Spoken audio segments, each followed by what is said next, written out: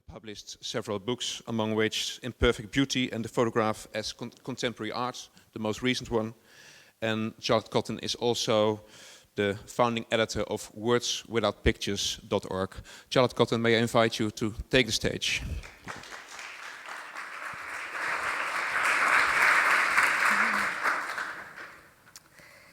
Thank you very much to Foam for bringing together such an incredible group of people, and I mean all of us. You could feel the energy immediately when we came in this morning. I love the question, what's next? It's a question that I register as being actually a very personal question and actually a really genuine question for now. I guess my thinking about it is somewhat different from, which is probably the point, different from the speakers so far, in as much as I was thinking about what's next for this thing that's become a subject within cultural institutions called photography. We all like to think that we live through a pivotal moment, but in this instance, we're absolutely right to feel that. The jury is profoundly out on what happens next for photography on so many levels. And it's not just about photography, of course. The creative, cultural, technological, and financial jury isn't just out for photography. It could be said of the other not quite satisfactorily described as subjects or mediums of, say, film and television. The same could be said of other not quite satisfactorily described as dynamics, such as broadcast and publishing. The same could be said of other not quite satisfactorily described as delinquent visual languages, that of visual languages that come under the new banner of data visualization, so things like digital encoding, digital imaging and coding. So while my head is full of all of these kind of juries who are squabbling with themselves and I was getting a bit confused, I asked myself another question. I asked an easier one, really, which was a way of trying to trick myself into focusing on the question itself of what comes next and take some responsibility for that. I asked myself, what will this epoch in photographic practice be remembered for? Is it going to be an era that we remember as when photography became a heritage industry, the watercolors of the 21st century, or as I guess Fred was positioning, the poetry or creative writing of the 21st century? And after what Ollie and Adam had to say, I don't know if that would be such a big problem, because the role of an artist, the real banner carrier for subjectivity and a strong, distinct point of view in the world that we are living in seems really crucial right now. It is the era when, will it be remembered as the era when image making was at the height of its kind of empirical mass, the era of the billions of photographs, with values and momentums of mimicry, likeness, shared conventions, and indiscriminate exhibitionism? What will photography be remembered as being in relation to? Will it be remembered, we remember this moment as the horrible misunderstanding that there was some relationship between art and fashion, or that the art gallery became the place that picked up the mantle of photography from the non-existent editorial world? As you can imagine, I actually quite like things that feel like in crisis, and I'm a bit of a revolution fetishist, so I found this a fabulously existential moment. I feel lucky that in 2008 I began something which for me turned out to be a rehearsal for now. And it was actually 2008 that I went to be the head of actually what was a really moribund photo department at LA County Museum.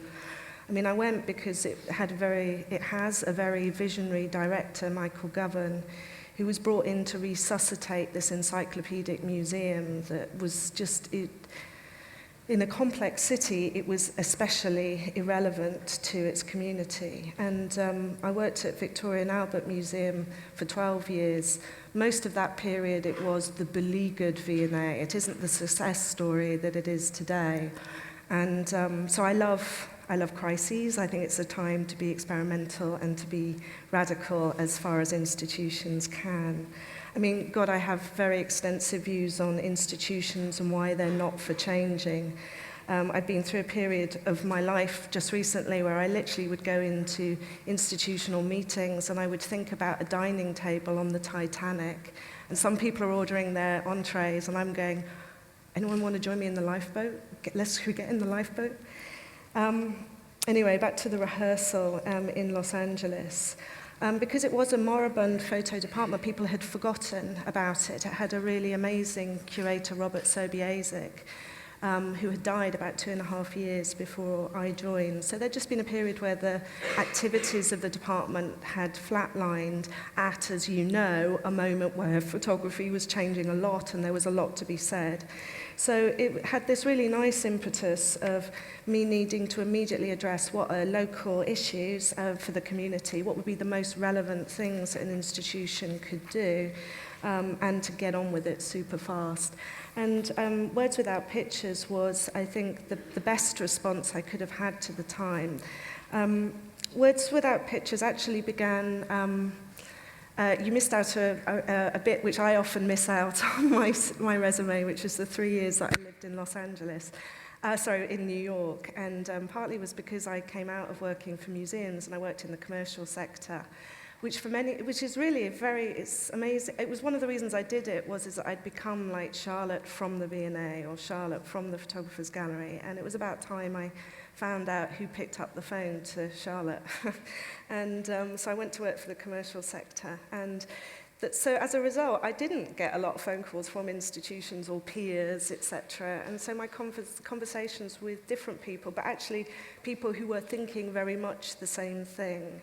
So Words Without Pictures was, I suppose, sort of formalizing of the invitation for us to put down, in writing what we were feeling and tentative ideas about this rapidly changing medium. The other thing that fired Words Without Pictures was, at the time, one of the really popular photo blogs was a actually a really good blog by a very popular photographer. And in 2007, I think they had a period where they were discussing whether it was possible to be a great father and a great photographer at the same time. And I just thought, for fuck's sake, if this is the record of what we actually discussed at this pivotal moment in photography, I will shoot myself. So that's one of the reasons that we did the website.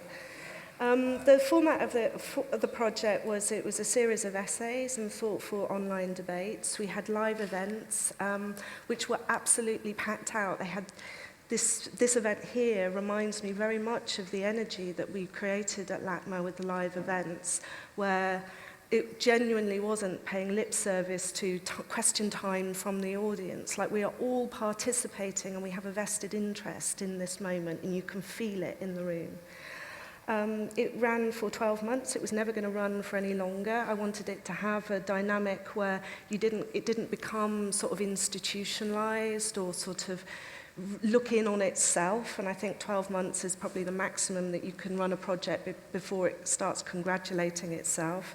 It had to have a separate domain name, so people weren't writing to my department or to LACMA. They were talking to each other.